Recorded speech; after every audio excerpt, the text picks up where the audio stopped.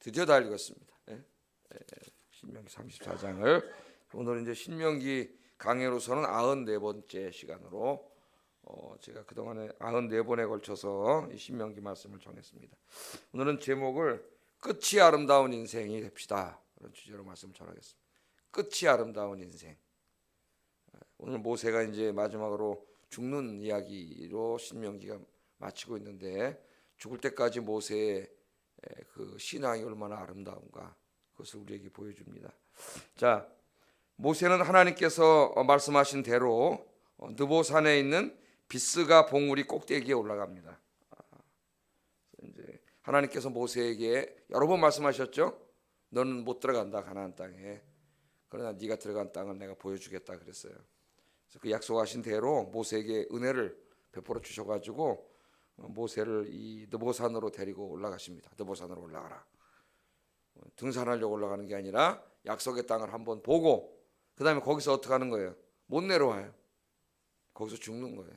느보산에서.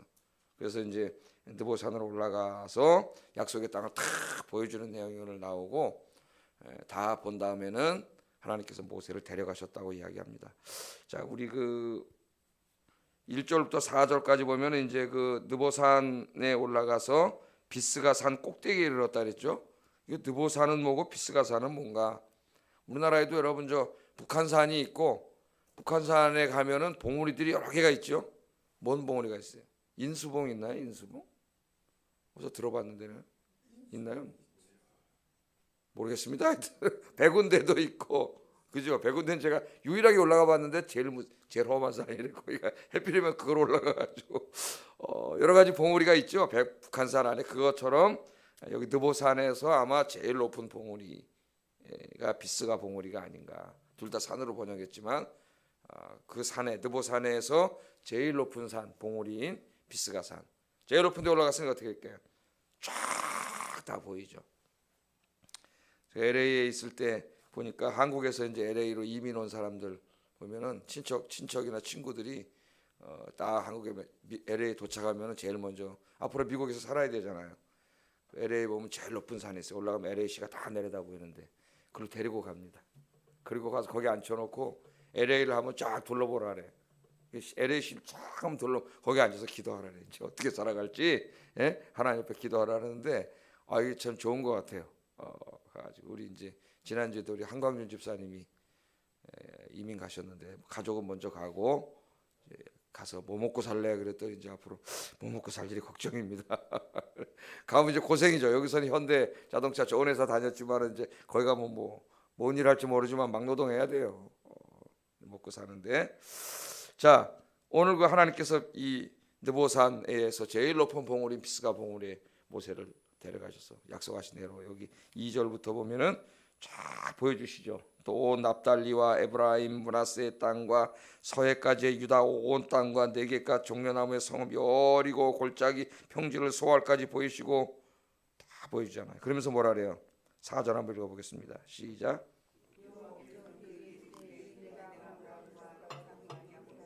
그의 후손에게 주리라 한 땅이라 내가 내 눈으로 보게 하였거니와 너는 그리로 건너가지 못하리라 하시매.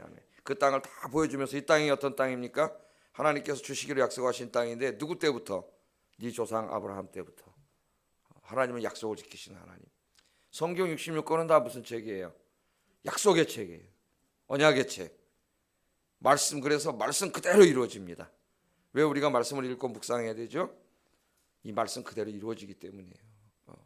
하나님이 약속하신 대로 그 땅을 다 주죠. 다 이제 주겠다고 하면서 보여줍니다. 그리고 그 땅을 다 보여준 다음에 5절에 한번 5절 읽어보겠습니다. 시작.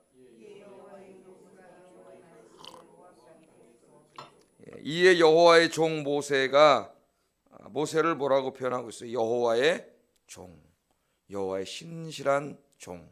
히브리서를 나중에 읽어보면은 히브리서 2장인가요?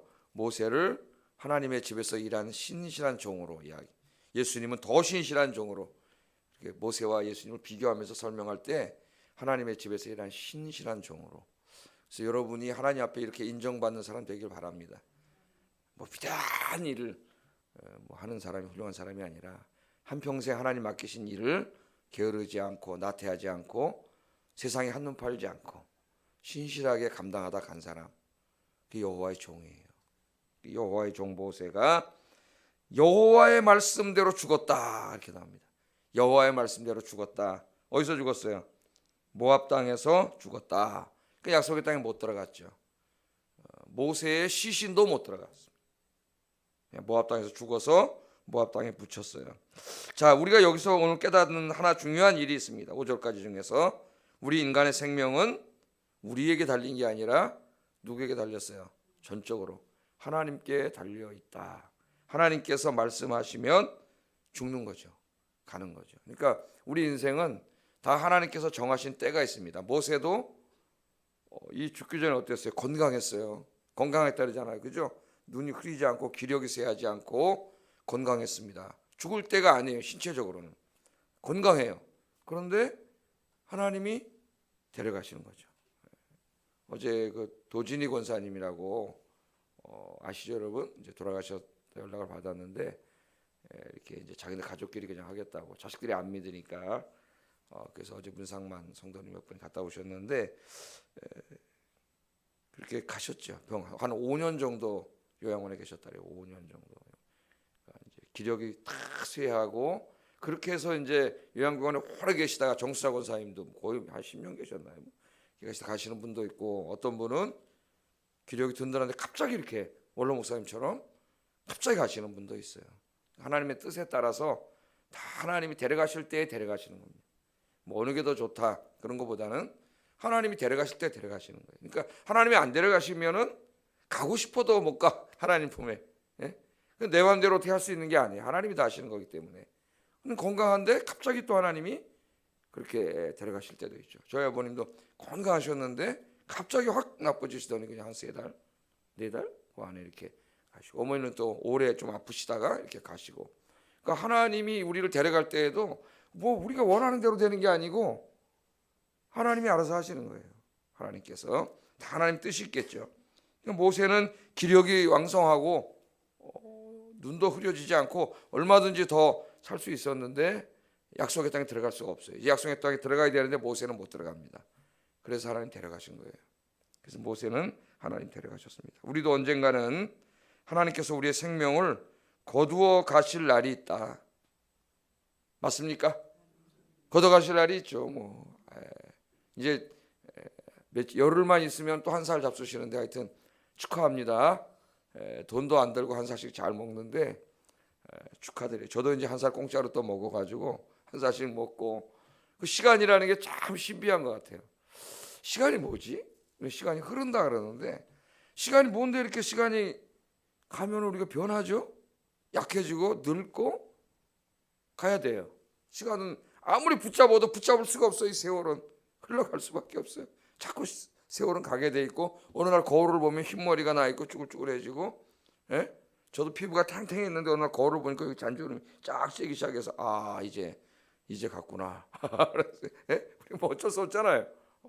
너무 슬퍼하지 마시고, 성경은 뭐라 그랬냐, 백발은 인생의 영광이라 그랬습니다. 백발을 너무 슬퍼하지 마시고, 내가 열심히 살아온 우리 집사님 머리가 허신데, 예? 하나님이 백발은 인생의 영광이다. 네가 이제까지 살아온 삶의 그 영광이다. 하나님 그렇게 말씀하셨습니다. 하나님이 거두어 가시면 거두어 가는 거니까, 주님이 거두어 가실 때까지 그건 하나님이 알아서 하실 테니까, 여러분 열심히 기도하시고 예배 드리시고 주님 맡기신 일들을 여러분 잘 감당하는 여러분 되기를 주의 이름으로 축복합니다. 남은 인생을 주님을 만날 때까지 내 인격과 신앙이 더 성숙하고 훌륭해지는 시간으로 가져야 돼요. 더 나이가 들수록, 하나님 앞에 갈 날이 얼마 안 남았을수록 그 기간은 정말 내가 성장하고 성숙하는 기간으로 가져야 됩니다. 그래서 하나님이 보실 때 아름다운 신앙과 인격을 갖춘 그런 모습으로 하나님 옆에 서야죠. 가실 때 지금부터 그렇게 하셔야 돼요. 하나 내가 변화되어 가야 됩니다.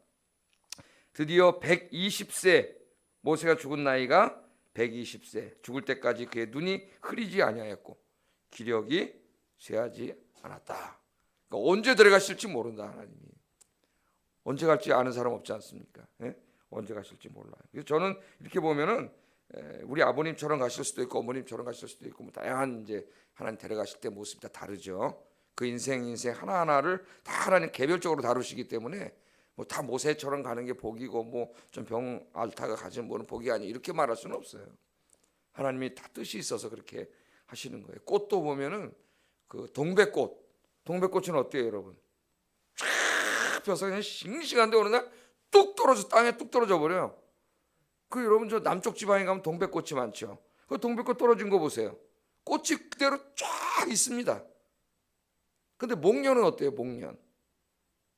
목련은 쫙 펴서 하얗게 막 꽃이 이따만 하잖아요. 봄에 제일 먼저 우리 목련 피고 저 서강대 뒤쪽에 가면 목련 나무가 쫙 목련꽃이 있지 않습니까?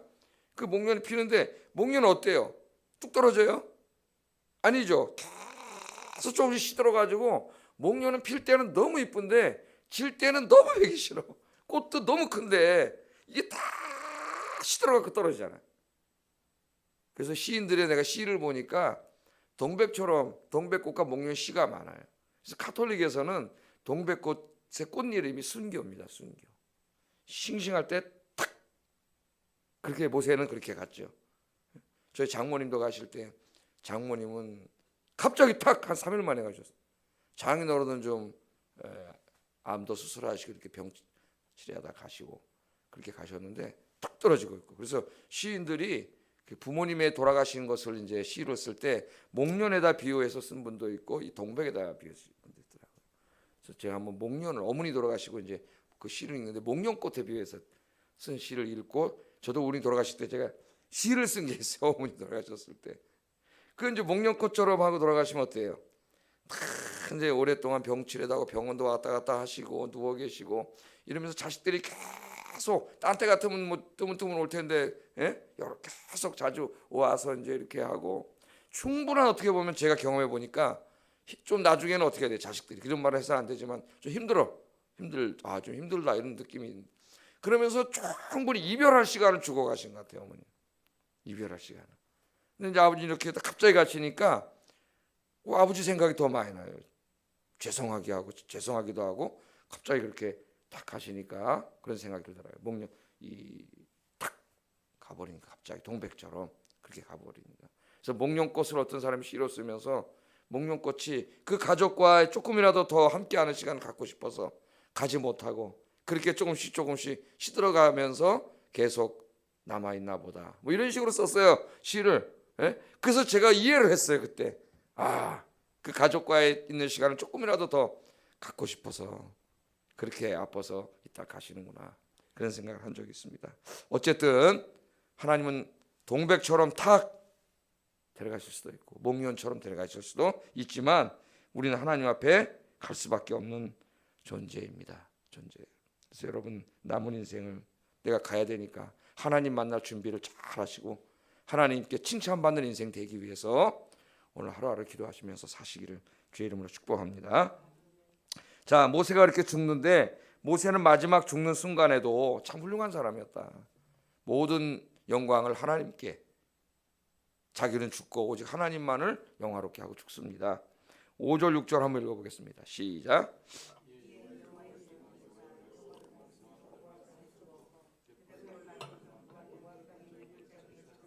오늘까지 그의 묻힌 것을 아는 자가 없느니라. 아멘. 야, 참 보면은 이 모압 땅에 있는 골짜기에 장사됐는데 오늘까지 그의 그러니까 신명기 이 마지막을 마무리한 사람 뭐 여호수아가 될 수도 있고 누가 될 수도 있는데 그가 살아있는 그 순간까지 가나안 땅에 들어가 있을 때까지 모세가 묻힌 것을 아는 자도 없어요. 그 무덤이 어딘지도 아는 자가 없다. 그렇게 이야기를 하고 있습니다. 자, 좀 이상하죠, 여러분. 신명기 누가 썼어요? 모세가 썼잖아요. 그런데 모세가 죽었잖아요. 죽은 다음에 이 이야기는 어떻게 모세가 썼죠? 죽었는데 더더군다나 오늘까지 모세에 묻히는 것을 아는 자가 없느니라. 그러면 오늘까지 이미 모세가 죽고 한참 지났을 때 한 얘기 아닙니까? 누군가가 모세의 마지막 부분을 쓴 사람이. 신명기는 모세가 썼다고 배웠는데 이거 어떻게 된 거냐? 그런 사람들이 있어요. 그래서 또 어떤 분들이 설명을 하는데 모세가 다 그냥 예언을 하고 죽기 전에 예언을 하고 썼다는데 그렇게 하기에는 오늘까지 그의 묻힌 곳을 아는 자가 없느니라. 좀 아닌 것 같아요. 내가 볼 때. 그건 너무 억지로 극보수주자들이 너무 억지로 하는 것 같아요.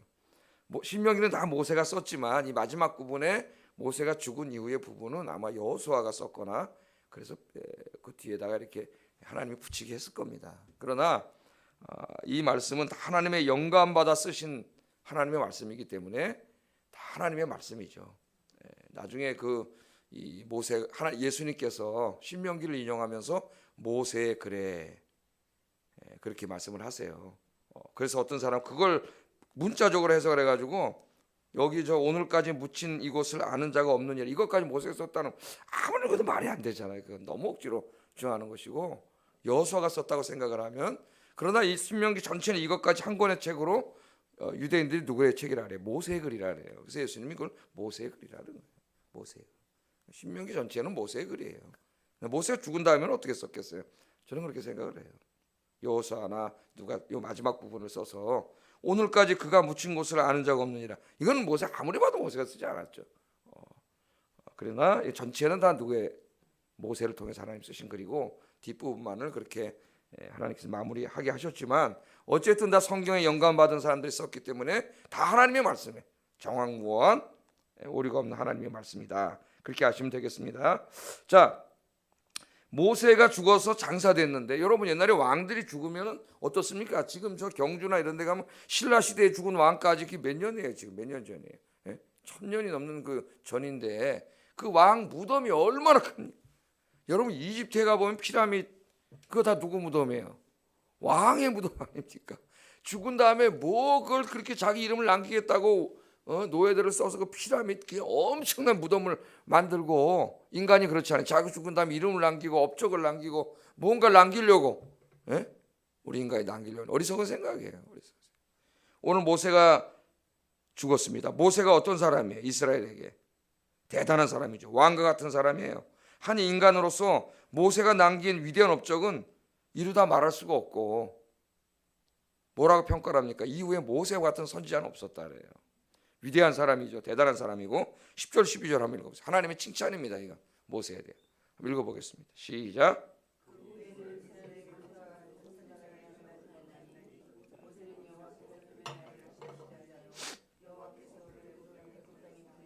바로와 그의 모든 신하와 그의 온 땅의 모든 이적과 기사와 모든 큰 권능과 위엄을 행하게 하심에 온 이스라엘 목전에서 그것을 행한 자이더라. 아멘.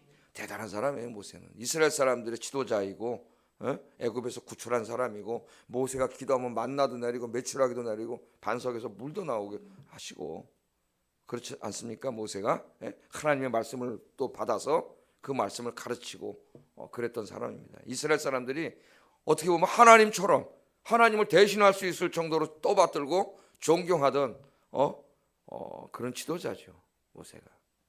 모세가 죽으면은 그 시신을 내 시신을 가지고 들어가서 저 약속의 땅 제일 좋은 곳에 큰 무덤을 피라미드 하나 만들고 잘 지어놔라. 그렇게 유언했으면 어떻게 했을까요? 그대로 했겠죠. 창세기에서 요셉이 이제 애굽 땅에서 자기 그걸 가져가 달라는 건 좀 다른 의미입니다. 그건 다르게 해석을 해야 돼요. 똑같이 해석을 하면 안 돼요. 자, 모세는 이렇게 위대한 사람이었지만 죽은 후에 자신의 업적을 남기는 일을 하지 않습니다. 우리 이 이후에 모세를 배우지 못하고 교회사 2000년에 보면은 옛날에 교황들이 죽으면서 자기 업적을 하나씩 남기려고 성당을 하나씩 다 줬어요. 어마어마한 헌금을 들여다가 그 타락의 단초가 됩니다. 교회가 타락하는 단초가 돼요. 자기 업적을 남기겠다고. 교황들이 얼마나 교만했냐면은 그 당시에는 천동설을 믿었어요, 지동설을 믿었어요. 지구는 가만히 있고 태양이 지구를 돈다고 천동설을 믿었죠. 그 당시에는. 그냥 그러면서 지구의 중심이 교황청이라고 생각했어요. 교황청에 딱 앉아 있으면 우주가 교황청을 중심으로 돈다고 생각한 게 중세 카톨릭의 우주가 아니고 세계관이에요. 그러니 갈릴레이가 나와서 아닙니다, 교황님. 지구가 돕니다. 그럼 왜 갈릴레이를 죽이려고 그랬겠어요? 그게 과학 얘기를 했는데 왜 죽이려고 그랬겠어요? 지구가 돌면 어떻게 되겠습니까? 우주가 교황을 중심으로 돈다고 생각을 했는데 지구가 돌면 어떻게 돼요? 지구가 돌잖아. 지구가 뭘 지구를 중심으로 우주가 돌아야 자기가 딱 중심에 앉아 있는데 지구가 도니까 이거 아무것도 아니잖아요. 뺑뺑뺑 돌아다니니까. 그러니까 죽이려고 그런 거예요. 가톨릭의 그 신학이 무너져 버려. 가톨릭 교황의 권위가 무너져 버려. 그냥 죽이려는 거예요. 얼마나 교만했습니까? 예? 교황은 또 뭐예요? 교황은 인간의 말이 어떻게 무호합니까? 말도 안 되는 그런 짓을 하고 있잖아요. 우리 인간을 우상화하면 안 되죠. 다 이 땅에 와서 모세처럼 하나님의 종으로 신실하게 일하다가 우리는 이름도 없이 빛도 없이 가는 거예요. 그래서 우리 장로님들하고도 저 당회실에 들어가면 사진이 큰 사진이 쫙 붙어 있어요. 우리 장로님들이 얼마나 훌륭하신지 저거 다 띄웁시다. 저거다 왜 붙여? 예? 다 띄기로 했어요. 다 떼가지고 많게 뭐 어디 하나 그 역사로 남기려면 한쪽에 그냥 이렇게 조그만 사진으로 이렇게 역사로 이렇게 남기는 식으로 하자. 당에서 그런 결의를 한 적이 있습니다. 자, 모세는 오늘 죽을 때 자신의 무덤을 약속의 땅으로 가서 이장해가지고 크게 지라고 얘기하지 않습니다. 모세는 하나님과 대면해서 말한 사람, 정말 위대한 사람이었지만 모세는 그렇게 하지 않았어요. 왜 그랬을까요? 자, 모세는 다 생각을 했겠죠. 죽은 다음에 그걸 가지고 약속의 땅으로 모세 시신을 가지고 갔습니다. 그럼 사람들이 거기다가 어떻게 하겠어요? 큰 무덤을 만들어 놓겠죠. 그럼 그 다음부터 시간이 지나고 또 후손이 태어나고 그러면서 어떻게 되겠어요? 모세의 무덤이 점점 사람들이 찾아와서 참배하고 신성화시키겠죠. 예? 신격화되고 거기가 아마 거룩한 이 성전이 될지도 몰라요. 성소가 돼가지고 사람들이 순례를 오고 이러면은 결국 누가 자꾸 우상화 되겠습니까? 모세 자신이 우상화되는 거예요. 모세가 그렇게 하지 말라고, 하나님 외에 다른 것을 섬기거나 우상화시키지 말라고 신명기에서 설교를 한 거 아니에요. 3번에 걸쳐서. 그런데 자기가 들어가서 그렇게 해서 무덤을 만들어 버리면 사람들이 자기를 그렇게 할 게 뻔해요. 뻔해. 그렇기 때문에 모세는 그렇게 하지 않습니다. 약속의 땅에 들어가지도 못하는데 자기 시신은 그냥 저 이름도 없어, 어디 있는지도 몰라, 그냥 모압 산 골짜기에 그냥 죽어서 거기다 묻으라 그랬어. 그리고 약속의 땅에 다 들어가 버렸잖아요. 그냥 그 다음에 시간이 지나면 모압 땅에 갈 수도 없고 거기 어디 있는지도 모른다 그러잖아요. 지금 그 위대한 모세가 죽었는데 그 무덤이 어디 있는지도 모른다. 그래서 이것은 우리 목사들과 우리 성도님들이, 특별히 교회를 열심히 섬겼던 성도님들, 또 우리 목사들이 이 말씀을 배워야 됩니다. 상은 누구한테 받으면 돼요? 하나님한테 받으면 되지. 바리새인들한테 예수님이 뭐라 그랬어요? 너희들이 이 땅에서 영광을 다 받으니 하나님 앞에 무슨 상을 받겠느냐. 예수님 그랬죠. 바리새인들이 다 영광 받았잖아요. 존경받고 칭찬받고 그거 받으려고 3시에 시장에서 어슬렁거리다가 3시에 종치면 나팔을 불면 손 들고 시장에서 기도하는 모습을 사람들한테 보여주고 뒤로는 엉망진창이면서 겉으로 그랬잖아요. 사람들한테 영광 다 받고, 예수님이 너희들이 사람들한테 영광을 구하고 사람들한테 영광을 다 받았는데 하나님 앞에 무슨 더 받을 게 있냐. 예수님 그러셨지 않습니까? 모세는 죽을 때까지 끝이 아름다운 인생, 마지막 자기를 드러내고 자기 영광을 드러낸 게 아니라 마지막까지 이스라엘 백성들이 하나님을 잘 섬기고 하나님의 영광만 드러나게 했다. 자기를 자랑한 게 아니라 하나님을 자랑하고 하나님의 영광만 나타나게 하고, 자기는 그냥 죽어서 뭐 어디 묻혔는지도 모르는, 거기에 그냥 묻혀서 무덤도 어딘지 모르는 그런 죽음을 맞이했다. 그렇게 성경은 이야기하고 있습니다. 여러분도 이렇게 되기를 주의 이름으로 축복합니다. 사람들은 조금만 열심히 봉사해도 교만해져요. 자기가 남보다 기도를 좀 더 많이 하는 것 같으면 교만해집니다. 자기를 드러내려고 하고 자기를 자랑하려고 하고 사람들에게 인정받으려고 하고 교만해져요. 자기가 더 많이 하는 것에 대해서 다른 사람에게 내려다보려고 그러고, 그렇죠. 그러면 그 많은 수고를 하고 교만해지면 다 끝이에요. 다 망치는 거예요. 그냥 그걸로 교만으로 다 말아먹는 거예요. 그렇게 열심히 하고 모세처럼 겸손하게 가면 그거 다 하나님 상급이 될 텐데 여기서 교만함으로 다 없어지는 거예요. 죄 짓고 더 망가지는 거예요. 그래서 우리 예수님께서 이렇게 말씀하셨어요. 누가복음 17장 10절에 보면 이와 같이 너희도 명령받은 것을 다 행한 후에 이르기를 우리는 무익한 종이라. 우리가 하여야 할 일을 한 것뿐이라 할지니라. 아멘. 여러분 그렇게 하시기 바랍니다. 이와 같이 너희도 명령받은 것을 다 행한 후에, 하나님께서 우리에게 하라고 우리 인생에 주신 게 있잖아요. 여러분에게 다 주셨잖아요. 그걸 다 행한 후에 이르기를 우리는 무익한 종이라. 우리가 하여야 할 일을 한 것뿐입니다. 그렇게 말해야 된다는 거예요. 그렇게 하고 우리가 죽어야 된다는 겁니다. 바울은 고린도 교인들에게 이렇게 경고했죠. 고린도 교인들이 어땠어요? 자기를 높이고, 고린도 교회는 이 영적인 은사를 받은 사람들도 많고 재능이 있고 지혜 있는 사람도 많아가지고 굉장히 그런 사람들이 많았지만 다 교만해. 파당을 나누고 싸우고 자기가 최고라 그러고 다 그랬잖아요. 그래서 사도 바울이 뭐라 그랬습니까? 이 업적을 자랑하는 사람들에게 네가 가진 것 중에 받지 않은 게 어디 있느냐? 다 하나님이 준 건데 왜 네 것처럼 자랑하느냐? 그렇게 얘기하면서 뭐라 그랬어요? 고린도전서 1장 31절에 보면은 오직 뭐라 그러냐면은 자랑하려고 하는 자는 오직 주님을 자랑하라. 주님을 자랑하라. 너를 자랑하지 말고 너를 통해 일하신 주님을 자랑하라. 그게 진짜 신앙인. 자기를 자랑하는 사람을 향하여 사도 바울이 아직 너희가 어린 나이구나 그래요. 여러분 어린 나이는 어때요? 남들 배려하지 않고 막 가끔 자랑하잖아요. 엄마가 로봇 사주면 막 애들이 막 로봇 갖고 와서 애들한테 막 자랑하고 그러잖아요. 성숙한 어른은 어때요? 자랑 안 하죠. 왜? 이게 없는 사람 마음이 상할까 봐 자랑하지 않아요. 그래서 자랑하는 사람은 어린애예요. 어른이라도 뭘 갖고 와서 자랑하려고 그러고 자꾸 자랑하고 자기가 한 일 업적을 이야기하는 사람은 어린애다. 어린애. 아직 자라지 못한 성인 아이. 여러분 내가 뭐를 자랑하면은 나의 일을 같이 축하해 줄 사람이 이 세상에 아무도 없습니다. 인간에게는 뭐가 작동해요? 시기심이 작동해요. 친할수록. 여러분 친할수록 자랑하지 마세요. 친할수록 시기심이 작동해요. 이걸 같이 기뻐해 줄 사람이 아무도 없어요. 그래서 자랑하지 말고 여러분 간증은 나를 자랑하는 게 아니라 누구를 자랑하는 거예요? 주님을 자랑하는 거죠. 나에게 복을 주신 주님, 나를 통해 일하신 주님을 자랑하시는 여러분 되기를 주의 이름으로 축복합니다.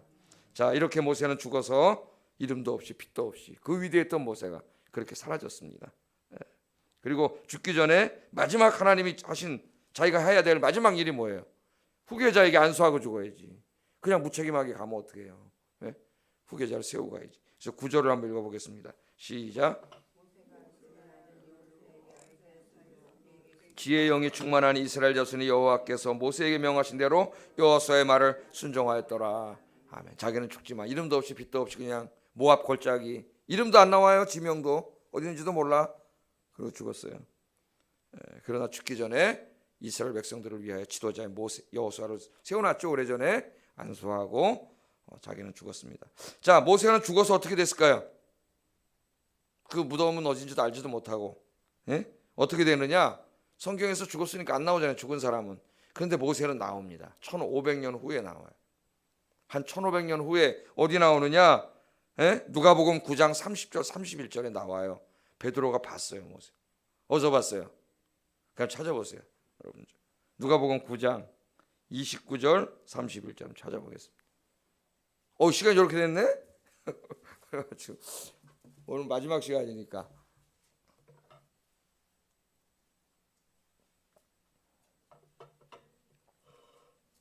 한번 읽어보겠습니다. 시작. 용모가 변화되고 그 옷이 휘어져 광채가 나더라. 문득 두 사람이 예수와 함께 말하니 이는 모세와 엘리야라. 영광 중에 나타나서 장차 예수께서 예루살렘에서 별세하실 것을 말하였어요. 이 신명기에서 이렇게 이름도 없이 빛도 없이 모압 평지에 묻혔던 죽었던 모세가 한 1500년이 지난 이후에 예수님께서 이제 마지막 십자가의 죽음을 앞두고 변화산에서 기도하다가 어떻게 됐어요? 그 하나님의 신적인 몸으로 변했죠. 갑자기 확 영광스러운 몸으로 변했는데 베드로가 졸다가 딱 보니까 옆에 누가 있어요? 엘리야와 모세가 함께 딱 내려와 있죠. 모세가 다시 나타났다니까. 1500년에 죽어서 어떻게 됐느냐? 하나님 품에 있다가 내려왔어요. 천국 가 있다가 내려와서 예수님과 함께 뭘 얘기해요? 예수님이 예루살렘에서 십자가에서 죽으실 것을 얘기했다는. 이게 무슨 얘기입니까? 예수님 십자가에서 죽으심으로 제2의 출애굽을 이루시잖아요. 구약에 나오는 출애굽은 예수님의 구원의 모형입니다. 모형. 새로운 출애굽, 진짜 출애굽. 온 인류를 애굽과 같은 이 죄악 세상에서 구출하기 위하여 모세가 그 일을 다 하고 죽은 것처럼 이제 예수님께서 죽어야 되잖아요. 십자가를 통해서. 그 예수님 십자가의 죽음을 통해 모세가 자기가 1500년 전에 이루었던 출애굽을 이제 이 예수님이 전 인류를 이 죄악의 애굽에서 구해내는 새로운 출애굽을 이루실 것을 예수님과 어떻게 했다고요? 말씀을 나눴다. 이걸 베드로가 봤잖아요. 말씀을 나누는 영광을 누렸습니다. 인류를 구원하는. 그러니까 모세의 이 구약이 끝난 게 아니에요. 거기서 온 인류를 구원하는 예수님의 십자가의 죽음과 부활을 통하여 온 인류를 구원하는 하나님의 놀라운 구원 사역에 대해서 모세가 이 땅에 내려와 예수님과 함께 이야기했다는 거예요. 그러니까 이 땅에서 이름도 없이 빛도 없이 그냥 무덤도 어딘지 모르고 죽었는데 하나님 그걸 기뻐하시고 구원 사역을 함께 나누고 이야기할 위대한 하나님의 종으로 하나님이 그렇게 만들어 주셨습니다. 할렐루야. 여러분도 이렇게 겸손하게 누구보다도 열심히 섬기고 기도하고 그렇게 하시되 겸손하게 섬기시고 그렇게 주님 앞에 가셔서 큰 칭찬받는 여러분 되기를 주의 이름으로 축복합니다. 이후에 모세 같은 선지자가 일어나지 않았다. 그렇게 여러분 칭찬받는 여러분 되기를 주의 이름으로 축복합니다. 기도하겠습니다. 우리 인생은 하나님께 달려 있습니다. 하나님이 오라 그러면 건강하다가도 모세처럼 가야 돼. 갈 수밖에 없어요. 내 남은 인생 언제 데려가실지 모르니 오늘 하루하루가 마지막인 것처럼 제가 그렇게 얘기했죠. 하루가 마지막인 것처럼 최선을 다하여 항상 하나님 섬기게 하여 주시옵소서. 두 번째, 누구보다도 열심히 섬기되 늘 겸손하게 섬기고 사람에게서 뭘 받으려고 하지 말고 하나님이 주실 면류관 바라보며 주님의 영광만을 위해 섬기게 하소서. 기도하겠습니다.